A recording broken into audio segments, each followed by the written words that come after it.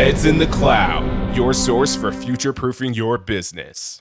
Welcome to the Heads in the Cloud podcast, the first of the whole series. We're so excited to be here. This is GI from 4IR Solutions, and we also have James Burnand and Joe Dolivo.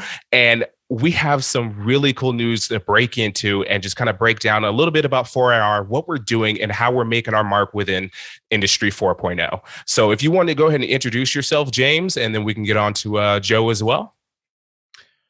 Hi, everybody. I'm James Burnand. I'm the CEO of 4IR Solutions. We've really been kind of at this new part of our venture, Factory Stack and Pharma Stack, for just over a year. Things have obviously been progressing pretty well. We're excited about kind of where we're heading with the products and what our roadmap looks like. Little history about me: I spent the last 20 years of my career working for Grantech Systems Integration.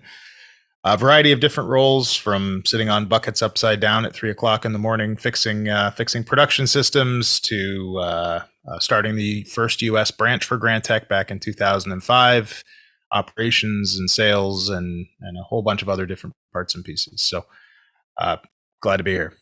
Joe?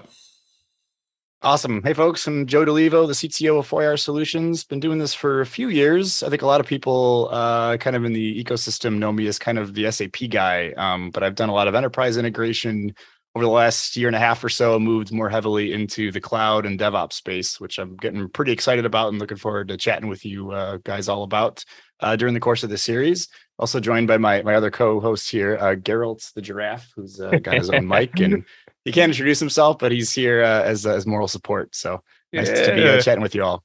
That's the DJ right there. He's going to get the party going. That's right. Get it started. I love it. So essentially for this podcast, for this show, what we're going to be talking about is, of course, technology based, but within Industry 4.0, IoT, digitization, just trying to figure out how is it that you can bring your business from where you're at currently into the future and take advantage of going into the cloud, taking advantage of the new technologies that are available. And that way you can actually end up saving money. You can make your operation much more efficient, more productive, and you can save on some of those resources. That is the goal of this particular show, where we're trying to help you save money, of course, but also transition your business from where you're at into the future so that you're good to go. That way you can compete with your competitors. Next. And I think digital transformation as a term is actually, it's extremely widely used, because it doesn't just refer to manufacturing. It refers to everything inside of a business, from process to customers to supply chain. The whole world of digital transformation, if you think about it, is really figuring out how to apply the value that can be gained from embracing digital technologies and processes across the business and across the enterprise, whatever that business might be. So I can guarantee you that every major corporation and a lot of the smaller organizations now are all undergoing some sort of digital transformation, whether they've dedicated a department and leadership to it, or whether it's just doing small things like, hey, I'm going to start using video chat and Teams to enable a remote workforce. That is a part of a digital transformation initiative for a lot of folks. Of course, our interest kind of center around the manufacturing part of things, because that's where our expertise are, and that's where we have lived our careers. But certainly, when you talk about digital transformation as a whole, it's a much bigger, much wider sort of a term. Nice. And so actually that's the perfect transition into talking a bit about 4IR, how it got started, what we're trying to do, what we're trying to change within the industry. James, you want to start with that? Sure. So 4IR in its current iteration, really around Factory Stack and Pharma Stack, the two products that are out and under release today, it really actually started with Joe and I having some conversations over Teams about the art of what's possible, to looking at some of the innovations in the industry, and in particular, Ignition from Inductive Automation was the first major SCADA platform to be released with Docker containers. That by itself, it doesn't sound like it's a really big deal, but what it enables is for us to use a completely different stack of technology to be able to execute the workloads that were, fundamentally installed in servers and virtual machines before. that from an idea to a proof of concept into a fully functional platform as a service product or managed service, however you want to describe it. That's the journey that 4IR started 18 months, 24 months ago, give or take, when we first had that conversation. Prior to that, and I'll kick it over to Joe for that. 4IR's initial incorporation was really, Joe mentioned he was the SAP guy. It was really focused around that part. So, Joe, if you want to maybe describe kind of what 4IR's other line of business is that we service. Yeah, for sure. And we started out, kind of trying to productize some expertise around connectivity to enterprise systems like SAP and other ERP systems. And so we partnered with another inductive strategic partner, Sepasoft, to develop the Sepasoft Business Connector and the interface for SAP ERP modules. And so we provided a lot of the thought leadership around that, a lot of the design decisions, basically a lot of the stuff outside of the actual core programming. And we continue to support that module, do training for that module, documentation, all that kind of stuff. So I still spend a good part of my days working with that and demonstrating some capabilities in that space and helping customers with that. And really, I mean, we kind of say cloud and DevOps, and our new stuff is kind of on this side and the business connectors on that side, but really they're all aligned in terms of enterprise strategy. So you look at companies that are adopting MES capabilities that want to integrate with their ERP systems, they're undergoing digital transformations. You look at even companies right now who are let's say upgrading SAP from older versions to HANA, they're looking to the cloud for deploying those workloads. So we're seeing a lot of different technologies that manufacturing and other companies are using right now that are starting to explore, use in some form in the cloud. And why not take other workloads that would also benefit from the same things you get from putting your enterprise systems up there, like scalability, like flexibility, like security, and be able to bring those pieces of value to the rest of your organization. So that's kind of how we're fitting in. And it seems like a natural evolution of 4IR as a company to start moving the industry into that realm as well. I love it.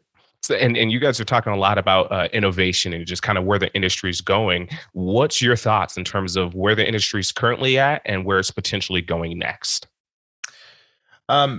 So where the industry at is kind of a wide question because the industry is a really, really big place. If I look at kind of more specifically, the technology stack that we've adopted and kind of where we see growth is the industry is going to be adopting cloud, and the use of cloud and the benefits of cloud and the strengths of cloud in the manufacturing space are things that there's lots of different use cases for, and there's lots of different stakeholders trying to figure out exactly what the best play for it is.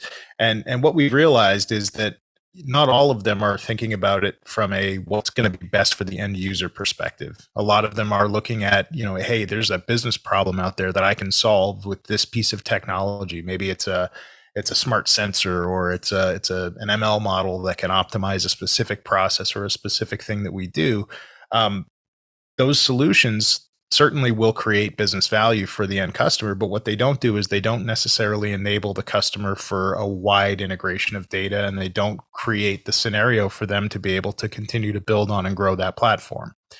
That's where our thoughts and kind of the way we approached this problem came into line. Is what we realized is that the skill sets necessary to build these kind of systems, maintain and grow these sorts of systems inside of the manufacturing space, specifically for plant floor applications, are not terribly common. There's not a huge group of people out there sitting unemployed that understand how to operate plant floor workloads and optimize cloud-based manufacturing systems. So we realized that the opportunity for us to help drive the market in that direction and to be able to demonstrate and show intelligent choices of technology and vendors and blending things together in a way that makes it easy for the end user and service providers to take advantage of it was a space that no one else was occupying and that we thought we could bring value to.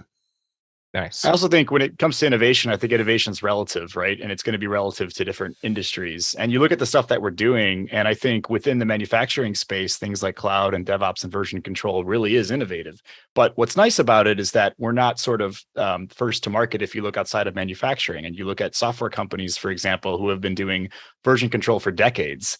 And so there's a lot of proven best practices. There's established ways of doing things. There's established technologies like Git.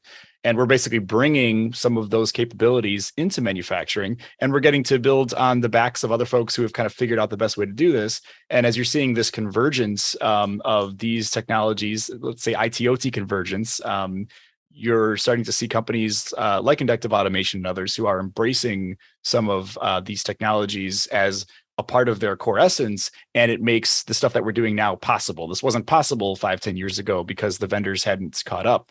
Now that they're starting to move in that direction, it creates a lot of exciting opportunities for us, and we want to help bring the industry forward and help out folks who want to do this kind of stuff and maybe don't have the experience outside of manufacturing. So we can kind of take care of those parts and let them focus on what they do best, which is running and optimizing their plants, giving them the data and capabilities they need to do that, and not have to focus on the underlying plumbing, so to speak, which is where we want to come in. I love it. I love it.